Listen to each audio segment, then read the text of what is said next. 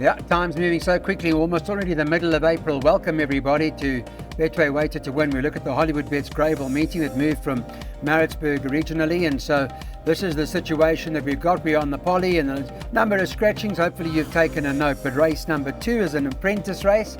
It's a maiden plate and it's over 1,000 meters. Terms of the market, it appears to be 2 horses. Len Mayhew's on the line, he'll tell us a bit more, but we've got Damien Pillay on Royal Crest, who's currently trading at around even money thereabouts, and we've also got Deslin Lowe on the 5 horse, Dejan Lowe on Winter Blessing, who's trading at 14 to 10. Those are the 2 in the market that are dominating. Lenny, good morning. Pretty much the case in the bipod, you're going one of the 2 or you're going both? Good morning, Clyde. Well, look, today looks to be a punter-friendly card for a change. I hope I'm not tempting fate by saying that, but anyway, that's the way I see it. Yes, in the first leg of the bipod, starting off in race 2, to me it's a flip of the coin, Clyde, which of the 2 can win, Royal Crest or Winter Blessing. Royal Crest never been on the poly, Winter Blessing holding form very well, so I expect good runs from both of them. I did put the 2 of them in the bipod, with Cartel Queen looking third best, and unless any of the first timers happen to be above average, but it doesn't seem so, because the comments from Com Nadu about both of his charges are that they'll need the experience. So for bipod, I'm going 4 and 5. Got it, thank you. There's the bipod, 4 and 5 by 1 and 2 by 3, by 1, 3, 5, 6, 10, by 3 and 8 by bank of 5, costs 40 Rand.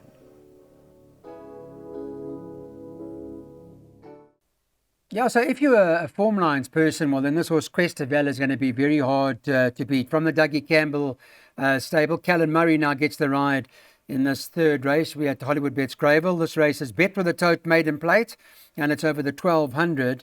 That last start of Quest of Valor was particularly good to that of Flame the Roads. It's currently priced up. What price is this horse now? It's 14 to 10 at the moment. But the form's very good because the 4th horse Riff Raff Boy came out and won, and the 6th horse Bold Pursuit came out and won. And of the top 6, only 2 have run and both have won. So again, it's a form line thing, and if you're one of those, well then Quest of Valor is the right horse. Len, how do you see it?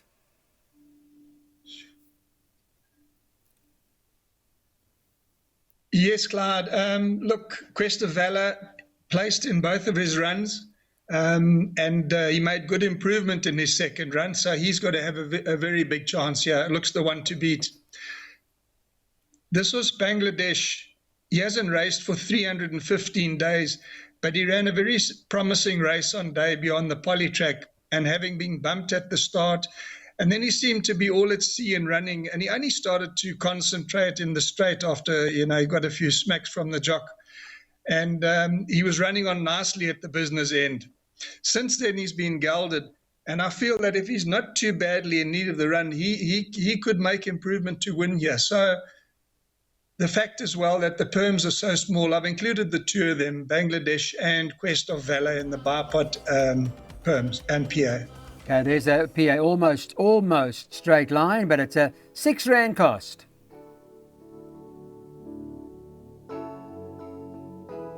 Okay, guys, let's get on to the next race on the card, where in terms of the form, it's Lilac in Winter or it's Green Light Queen, and based on their last outing, Green Light Queen and Lilac Winter bump again, and it appears like Lilac Winter has got its measure one more time. From a market perspective, it's pretty much how the market sees it. They've got Lilac in Winter top of the boards at 16 to 10, and Green Light Queen is currently at 17 to 10. So it's marked up an absolute 2-horse race. The race is cut down to nothing, Lenny. But it appears like Lilac in Winter should go again.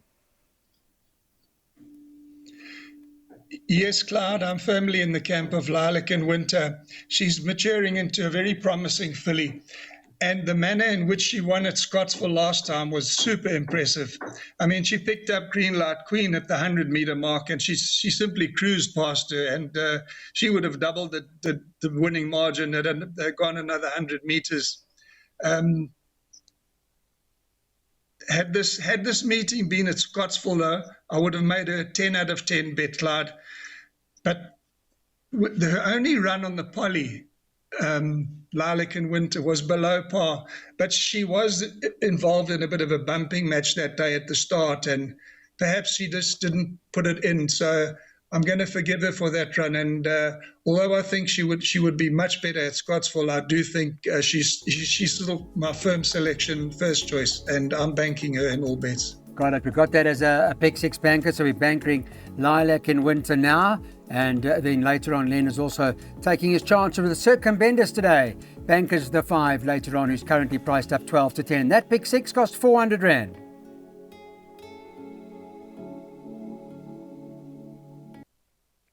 Okay, well, now you got to decide. Do you go with the Peter Muscat horse, or do you go Field?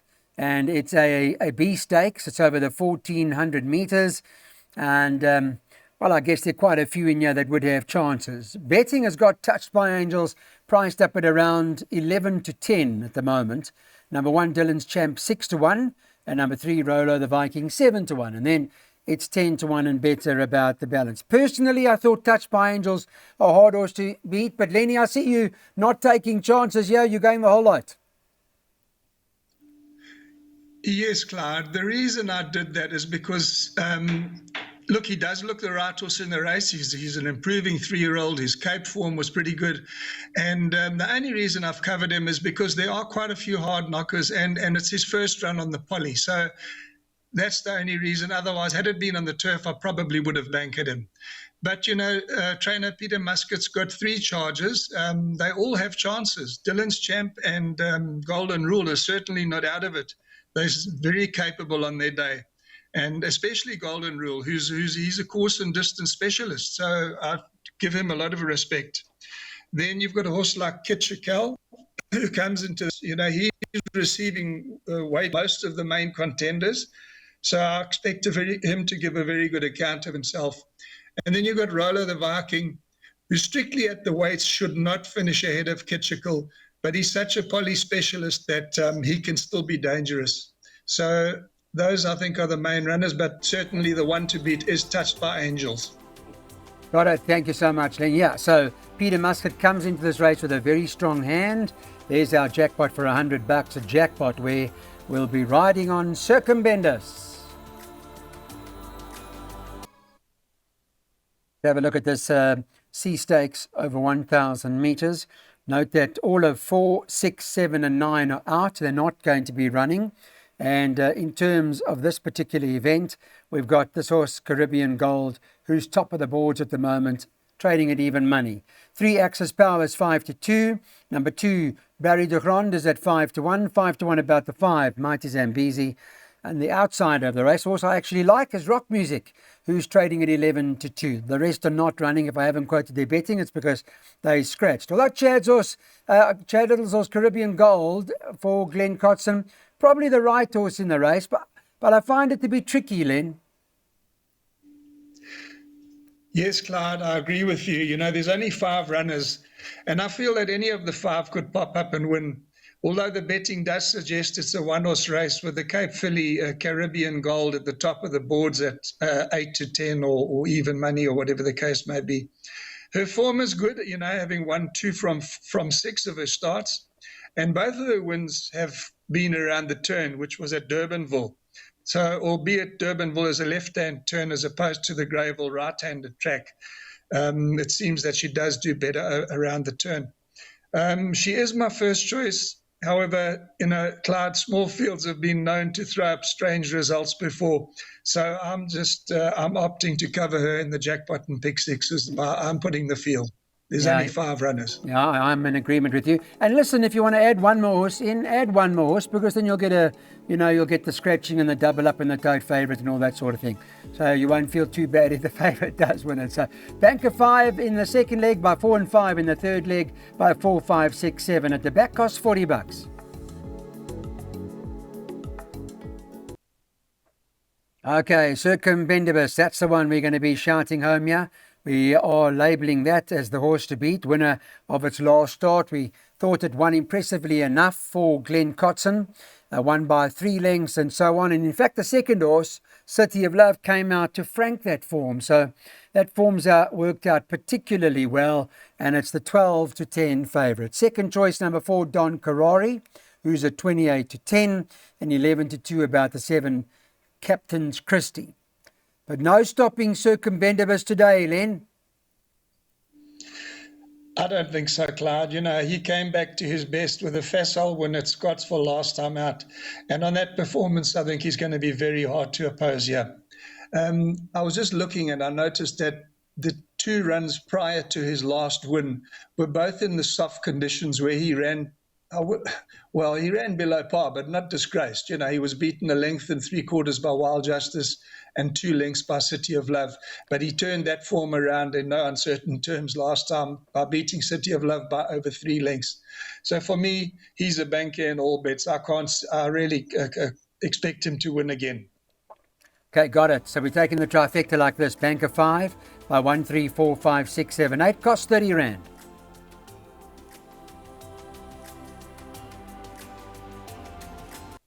Okay, on to the 8th race on the card now. And here, in terms of the market, when we're doing the show Wednesday morning, Bassi Rakvat, who, by the way, does have a weight adjustment, now carries the 55.5 kilos, or for 66, was a winner not too long ago, and that's the adjustment. And in terms of the markets, is currently priced up at 19-10. 5 Star of the Future is at 22-10, 11-2 about the 1, Intuitive Spirit, 7-1, 2, Mary Reed, and 8-1, number 6, Queen Amina. 14s and better about the balance. Bassi Rakvat win again, maybe, Len? Yes, Clyde, I can see him winning again. You know, he's in good form at the moment, you know, having chalked up his 3rd career win last Friday. And although he steps up to 2,400 meters today, I don't see it posing any problems because he has finished runner-up in 2 of his 4 runs over the distance. To me, his biggest challenger looks to be the 5 horse, Star of the Future, who seems to do his best over the surface as well, you know, having a win and 3 places from his 6 runs on the poly track. So for me, the 2 of them should be sufficient to get you through pick sixes and jackpots. Yeah, it does look like to be those 2. So just 4 and 5 for Len, Bassi Rakvat and Star of the Future. That form line also being franked because Master de Rouvray came from there and won. Anyway, those are the 2. That's the 8th race on the card, and it's entirely up to you how much you want to spend on that boxed exacta.